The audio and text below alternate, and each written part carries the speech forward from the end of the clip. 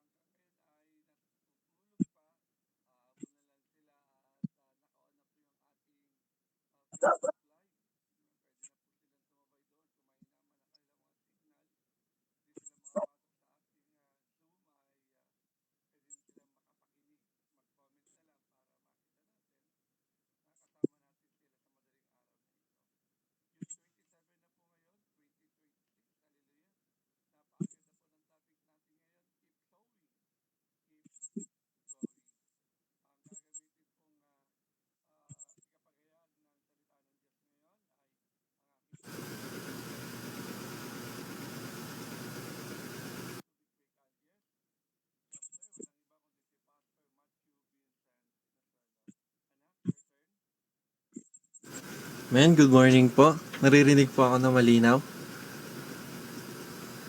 Men, good morning po sa bawat isa na narito, mga gumising ng maaga sa ating mga Dawn Watchers. Siyempre, good morning din po sa ating Bishop, kay Bishop Ross at kay Pastor Glory, sa ating tagapanguna. Men, at kay Pastor Alex, marami po salamat dahil nandirito po kayo ngayon. Makapakinig po tayo ng salita ng Diyos. Maraming salamat sa Lord sa pribilehiyo na magamit muli sa Dawn Watch. Good morning po sa lahat, sa ating mga kapastoran, sa mga masisipag na ating manggagawa. Amen. So, ang ating pong topic ay keep sowing, keep going. Nakasulat po ito sa Galatians chapter 6 verse 7 to 9. Ulitin ko po, Galatians chapter 6 verse 7 to 9. Ito po ang nasasabi, huwag ninyong linlangin ang inyong sarili. Hindi maaaring tuyain ang Diyos. Kung ano ang itinanim ng tao, iyon din ang kanyang aanihin. Ang nagtatanim para sa sarili niyang laman ay aani ng pagkabulok mula sa laman. Ngunit ang nagtatanim para sa espiritu ay aani ng buhay na walang hanggan. Kaya't huwag tayong mapagod sa paggawa ng mabuti, sapagkat pagdating ng takdang panahon tayo ay aani kung hindi tayo susuko. Tayo po yung mukot manalangin. Lord God, maraming pong salamat sa umagang ito. Samahan niyo po kami sa aming pag-aaral ng iyong banal na salita. Lord God, una-una po sa lahat, humihingi po kami ng tawad sa aming mga nagawang kasalanan, Lord God. Patuloy, pakadalisayan niyo po ang aming puso, Lord God, upang maging kalugod-lugod kami sa iyong harapan, sa iyong banal na salita. Ihanda mo po ang aming puso upang makapakinig ng iyong banal na salita. Ito po ay aming maunawaan, Lord God, sa pamamagitan ng presensya mo. Tago niyo lamang po ako sa inyong likuran, Lord God.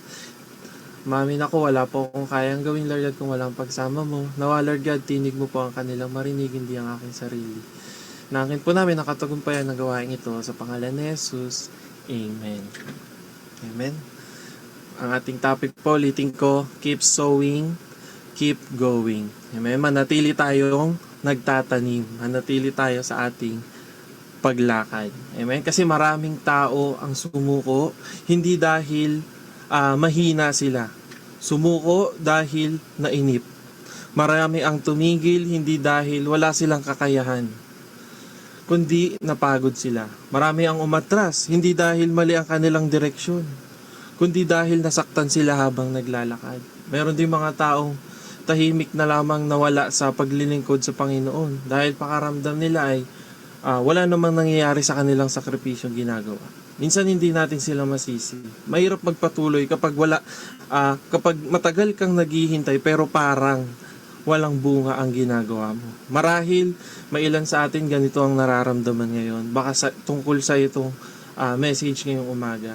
Ilang taon ka nang nananalangin para sa mahal mo sa buhay, pero hindi pa rin sila naliligtas. Matagal ka nang naglilingkod sa simbahan, pero parang wala namang nakakakita sa ginagawa mo. Amen. Patuloy kang nagsisikap maging mabuting ama, mabuting ina, mabuting asawa, mabuting manggagawa sa iyong trabaho. Pero parang yung mga gumagawa pa ng mali, sila pa yung mas umaangat. Minsan dumadating sa isip natin na may kabuluhan pa ba yung ginagawa natin? Kung minsan, ang pinaka malaking tukso sa buhay Kristiyano ay hindi ang paggawa ng kasalanan.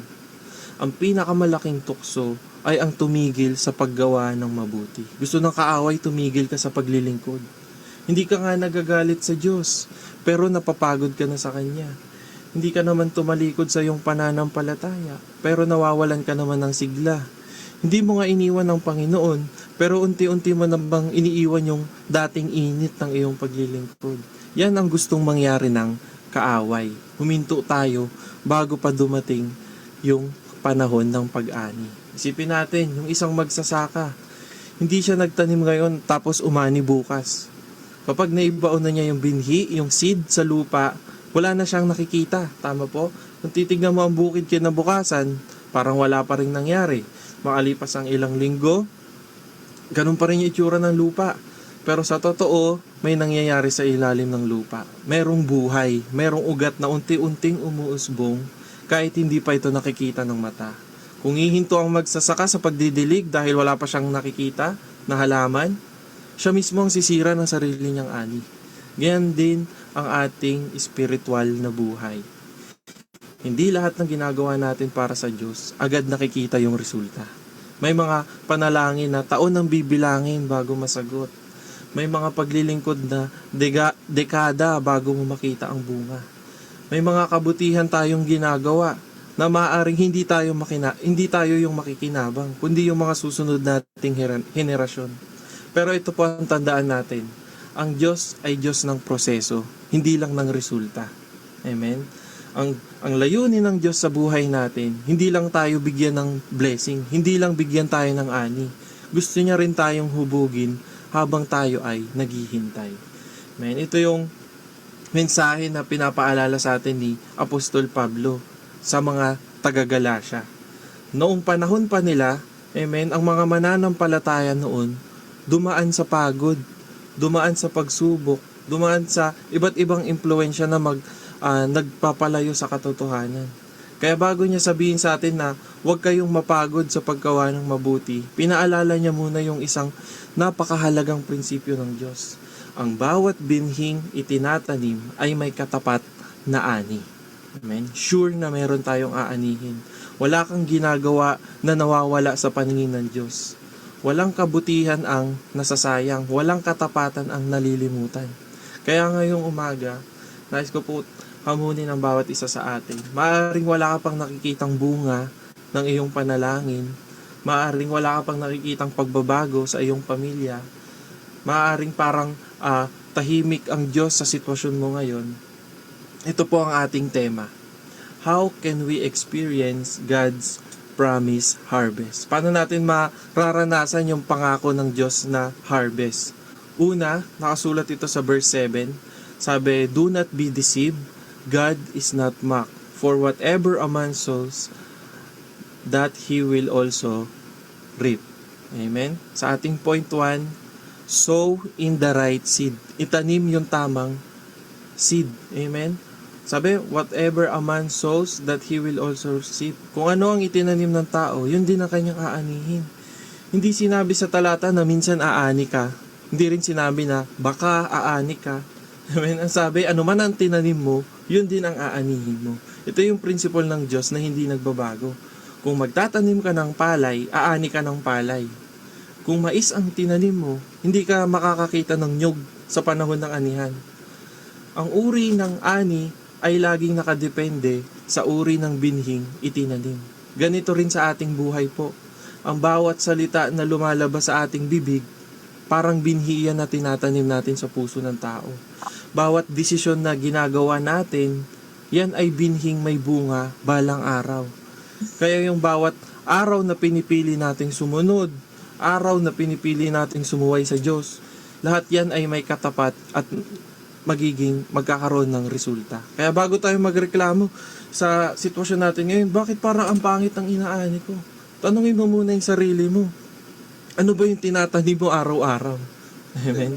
Napakagandang pinaalala ng Diyos sa atin sa Proverbs 11 verse 18. Sabi niya, He who sows righteousness will have a sure reward. Ang sabi dito, sure reward. Tiyak na gantimpala. Ibig sabihin, ang bawat kabutihang ginagawa natin, bawat panalangin, bawat pagsunod, bawat sakripisyo na ginagawa natin para sa Diyos, hindi yan nawawala. Maaring hindi mo agad ito nakikita, pero nakikita ito ng Diyos. Ang binhi ng katwiran, sabi, maaring yung righteousness, maaring mabagal ito tumubo, pero ito ay sigurado ang bunga.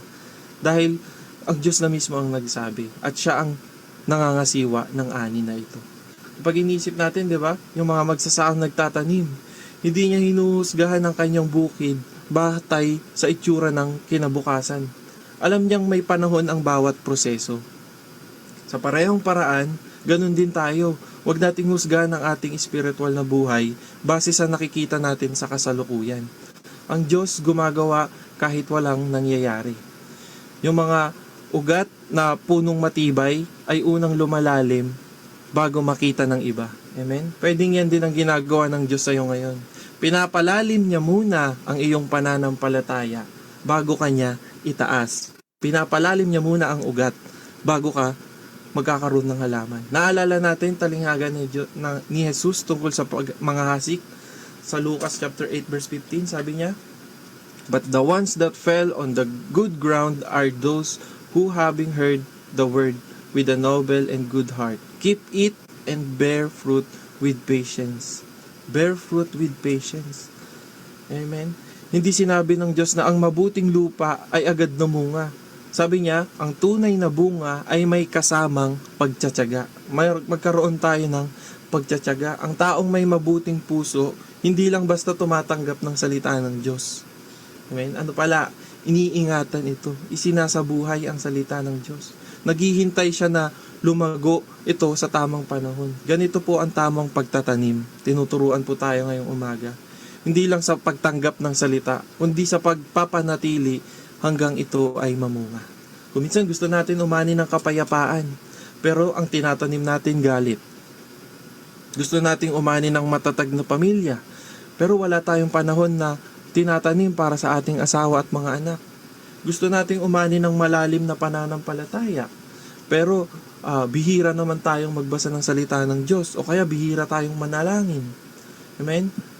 Ang sabi, ang Diyos ay hindi mapanukso at hindi rin siya maaaring dayain. Sabi po yan sa ating scripture. Hindi natin maaaring asahan ng ani na hindi naman tumutugma sa binhi na ating tinanim.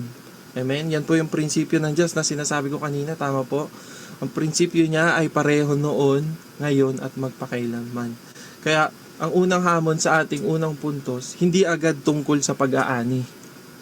Ito ay tungkol sa pagtatanim. Dahil bago dumating ang harvest, meron munang seed time. Bago tayo humingi ng pagpapala, kailangan muna natin itanong, ano ang tinatanim ko sa buhay ko? Amen? Sapagkat ang pinapangako ng Diyos, hindi lamang ang ani. Amen? Ang pangako niya ay ani na naaayon sa iyong tinanim. Amen? Nakadepende pa rin yan kung ano ang iyong itatanim. Amen? Yun po ang ating unang puntos para maranasan natin yung promise harvest. Sow the right seed. Amen. Sa ating pangalawa naman, nakasulat sa verse 8, sabi, ang nagtatanim para sa sarili niyang laman ay aani ng pagkabulok mula sa laman. Ngunit ang nagtatanim para sa espiritu ay aani ng buhay na walang hanggan. Sa ating point 2, para maranasan natin yung pangakong harvest ng Diyos, invest in the Spirit. Amen? Maraming tao gusto magkaroon ng magandang ani, pero hindi nila alam kung saan sila nag-i-invest araw-araw. Amen? Sinasabi dito ni Pablo sa verse 8 na may dalawang uri lamang ng paghahasik. Maaari kang maghasik sa laman o maghasik sa espiritu. Ang laman ay tumutukoy sa ating makasalanang pagnanasa. sa mga bagay na nagbibigay lang ng pansamantalang kasiyahan pero nagiiwan ng pangmatagalang kapahamakan. Samantala ang sabi, ang paghahasik sa Espiritu ay pagpili sa mga bagay na nagpapalago sa ating relasyon sa Diyos. Yung ating pananalangin, devotion, pagbabasa ng salita ng Diyos. Amen? Yung pagpapatawad, kasama po yan. Pamumuhay ng may kabanalan. Hindi man ito laging madali, pero ito yung mga binhing may walang hanggang bunga. Amen? Hindi ito tungkol sa kung ano ang ginagawa mo. Busy ka nga, araw-araw marami kang ginagawa. Hindi ito tungkol dun. Ang tinuturo sa atin ngayon kung saan ka nag-i-invest ng iyong oras at puso. Amen? Napakaganda ng sinabi ni David sa Awit chapter 1 verse 1. Inilarawan niya ang mga taong namumuhay ayon sa Diyos bilang isang punong nakatanim sa tabi ng ilog. Amen? Na may tubig, namumunga sa tamang panahon, hindi nalalanta ang dahon, sabi. Pansinin natin, no? Hindi sinabi sa awit na yun na ang puno ay walang tag-init o bagyo. May mga panahon pa rin ng tag-init at pagsubok.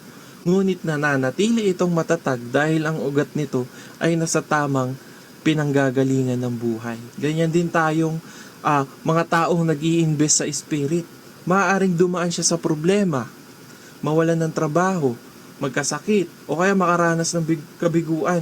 Pero hindi madaling matitinag dahil ang kanyang lakas ay hindi nanggagaling sa sitwasyon, kundi sa ating Diyos. Kapag ang ugat ay malalim sa Panginoon, darating ang bunga sa tamang panahon. Ito yung pinapaalala sa atin ni Lord Jesus, amen, sa Matthew 6:33, alam ng bawat isa sa atin, sabi, "But seek first the kingdom of God and His righteousness, and all these things shall be added to you." Sinasabi na dito kung saan tayo mag-i-invest. Amen? Sa ating point to, di ba? Invest in the Spirit. Ngayon, sinasabi ni Jesus sa atin kung saan tayo mag-i-invest. Amen? Hindi naman sinabi ni Jesus sa atin na huwag tayo magtrabaho o magplano sa ating kinabukasan. Pero, tinuturo sa atin yung tamang priority. Kapag inuuna natin ng Diyos, ang puso natin ay natututong magtiwala. Amen? Kaysa mag-alala. May nag-aalala ka sa future mo.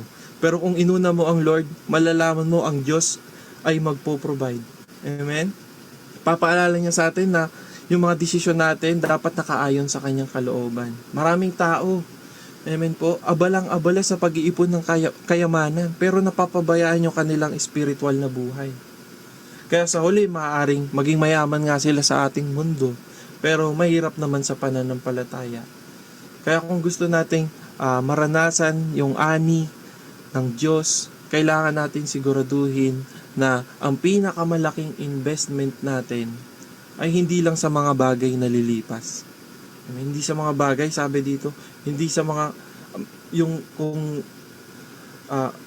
merong pagkabulok na sinasabi. Amen? Saan tayo dapat mag-invest? Sa mga bagay na may walang hanggang halaga. Amen po. Yun po ang ating pangalawa. Una, paano natin maranasan ng God's promise harvest? Sow the right seed. Pangalawa, invest in the Spirit. At pangatlo, stay faithful until the harvest. Nakasulat ito sa verse 9. Sabi, "Kaya't huwag tayong mapagod sa paggawa ng mabuti, sapagkat pagdating ng takdang panahon, tayo ay aani kung hindi tayo susuko." Stay faithful until the harvest. Hindi sinabi ni Pablo na hindi tayo mapapagod. Ang sabi niya, let us not grow weary. Ibig sabihin, kinikilala ng Diyos na may mga panahon na mapapagod tayo sa paggawa ng mabuti. May mga pagkakataon na pakiramdam natin tayo lang ang tapat. May mga panahon na parang walang nakakakita sa ating paglilingkod. Wala tayong nakikitang pagbabago. Pero ang pangako ng Diyos ay malinaw. Sabi, in due season, we shall reap. May nakatakdang panahon ang Diyos para sa bawat ani. At ang hinihingi niya lang sa atin, manatiling tapat hanggang dumating ang panahong yon. Amen. Halimbawa dito, magandang halimbawa si Joseph sa Genesis. Bilang kabataan, 17 years old, binigyan siya ng Diyos ng panaginip tungkol sa kanyang magiging kinabukasan. Amen. Ngunit bago niya nakita ang katuparan ng pangakong iyon, dinaan muna siya sa maraming pagsubok. Amen. Pagtataksil ng kanyang mga kapatid, pagkaalipin sa Ehipto, maling paratang galing sa asawa ni Potiphar. May alam po natin ang kwentong yan. At naranasan niya ring may ilang taon siyang nabilanggo. Kung susuko si Joseph sa kulungan, hindi niya mararanasan yung reward. Kung pinairal niya yung galit at paghihigante, baka hindi siya naging instrumento ng Diyos upang iligtas ang maraming buhay. Kaya nung dumating yung tamang panahon, naranasan niya, nakita niya na ang bawat luha, bawat paghihintay, hindi pala nasayang. Amen. Ikaw ba, naranasan mo na bang makulong? Amen. Na maling paratang, naranasan mo na bang maparatangan ng mali? Napagbintangan ka ba? Pinagtaksilan ka na ba? O inalipin ka na ba? Kung hindi pa, amen, matuto tayong huwag sumuko. Magpatuloy tayo. Sabi sa James 5:7, tulad ng magsasakang naghihintay sa mahalagang bunga ng lupa, tayo rin ay dapat maging matyaga hanggang sa tamang panahon ng Panginoon. Amen? May isang katotohanan na dapat nating tandaan. Ang pinakamalaking pagkakamali ng isang magsasaka ay ang umalis sa bukid ilang araw bago ang anihan. Hindi lang po ito tungkol sa magsasaka. Amen? Isipin natin gaano kasakit yun. Nag-araro ka, nagtanim ka, nagdilig ka, nagbantay ka sa bukid sa loob ng maraming buwan. Tapos pagdating, dahil lang nainip ka, iniwan mo yung bukid bago dumating yung panahon ng pag-aani. Maraming Kristiyano ganito. Malapit na sana nilang makita yung sagot sa panalangin nila. Kaso napagod. Malapit na sana nilang maranasan yung breakthrough. Kaso pinili nilang bumalik sa dati nilang buhay.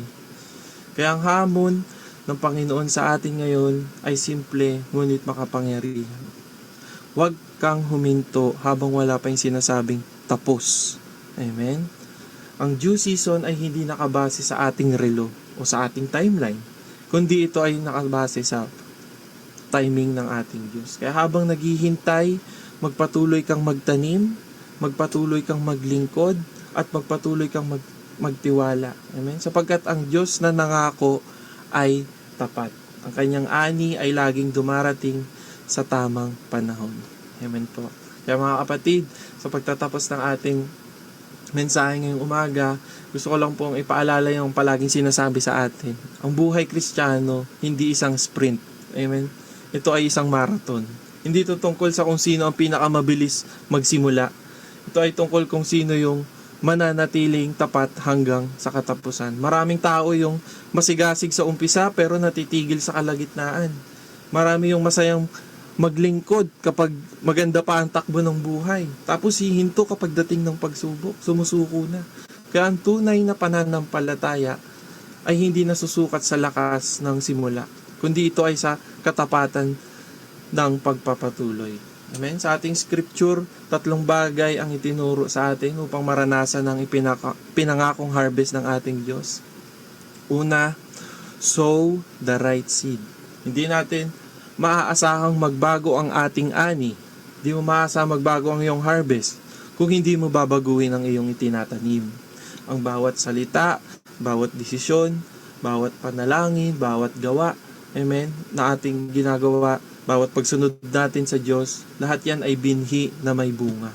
Kaya kung nais natin umani ng pagpapala, kapayapaan at spiritual growth, kailangan ang itinatanim natin yung mga bagay na nakakalugod sa ating Diyos. Pangalawa, invest in the Spirit. Mundo natin maraming inaalok na pansamantalang kasiyahan. Pero ang mga yan ay lumilipas, nabubulok ang sabi. Kaya ang mga bagay na inilalaan natin para sa ating relasyon sa Diyos, yan ay hindi kailanman masasayang. Yung ginagawa natin ngayon, pag Don't Watch, maaaring sa iba sakripisyo ito, may mga pasok pa ng maaga, kailangan mag-ready ka pa ng habang nagluluto ka ng almusal ng anak mo, amen, makikinig ka sa salita ng Diyos. Lahat yan, lahat ng paglilingkod natin, lahat yan nakikita ng Diyos. Yan ang tamang investment.